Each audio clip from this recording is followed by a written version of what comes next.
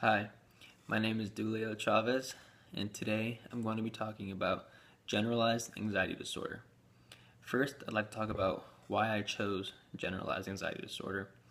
And I feel like I chose this problem because I feel like it's a rising problem in our society today, whether it be with young people or whether it be with adults.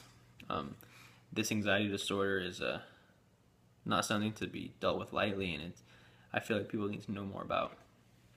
So, first off, what is generalized anxiety disorder? And first, I'd like to say what it's not. And I feel like most of us have anxiety throughout our day, um, but people with generalized anxiety disorder is a worry that's never there, that a constant worry of something that's going to go wrong or something that's going to go terribly bad in your day, and that's usually a generalized anxiety disorder. Some symptoms of generalized anxiety disorder are muscle tension, gastrointestinal discomfort or diarrhea, irritability, fatigue, restlessness, or sleep difficulties. And that's a list according to a Dr. Gillespie of the DSM-5. Also, some ways to diagnose generalized anxiety disorder.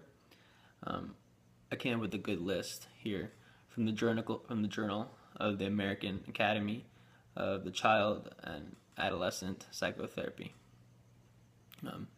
Excessive anxiety and worry, most days than not, usually mean generalized anxiety disorder, because people with normal anxiety levels tend to have anxiety but usually calm down throughout the day. But people with this GAD, generalized anxiety disorder, have this excessive worry and just continuously there. Also, if the individual finds himself or herself difficult to control the worry, like I mentioned before, if the anxiety levels don't decrease, they just constantly stay at this high level, it might mean you have a generalized anxiety disorder. If the anxiety and worry are associated with at least 3 of the symptoms I listed before, might mean you have generalized anxiety disorder. Restlessness, feeling keyed up, always energetic, is also a symptom of this. I myself have a cousin who suffers from generalized anxiety disorder, and that is one of the main symptoms and one of the ways he was able to be diagnosed with generalized anxiety disorder, because he always felt this keyed up energy and this worry that was always cooped up in him, and it was never going away. He described it as sometimes always drinking a Red Bull, even when he hadn't. And that's the type of anxiety or cooped up energy that people might feel.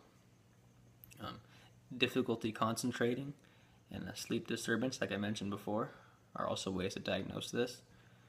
And also, if the anxiety, worry, or physical symptoms cause a clinically significant distress or impairment in important areas of your life, if you're not able to do things that are normal to your everyday life, and you're stopping yourself from things that might be important to you, might mean you have generalized anxiety disorder.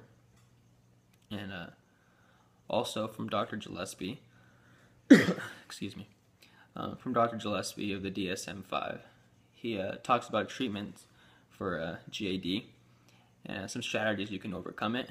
And 2 of the main ones are psychotherapy and CBT, which is cognitive behavioral therapy.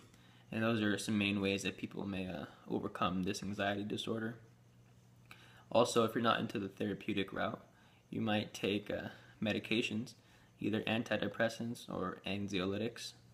And I have a list here of some main medications. Some antidepressants are fluoxetine, sertralin, and a couple anxiolytics are more commonly known, such as Xanax or Valium. And here's a prop. My cousin let me borrow an empty container of his sertralin.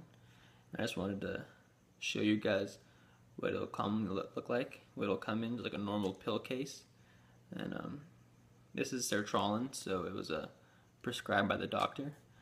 And then Picked it up at CVS Pharmacy. And just to restate why I chose generalized anxiety disorder to conclude my informative speech is because I just feel like it's such a big issue. It's rising. So many people are suffering with this today that I think it's only fair that some of us are informative about it and know ways to either help people if we know someone who's suffering from this, or maybe if God forbid one of us get this disorder in the future, we might know how to cope with it a little better. But yeah, that concludes my speech. Thank you for watching.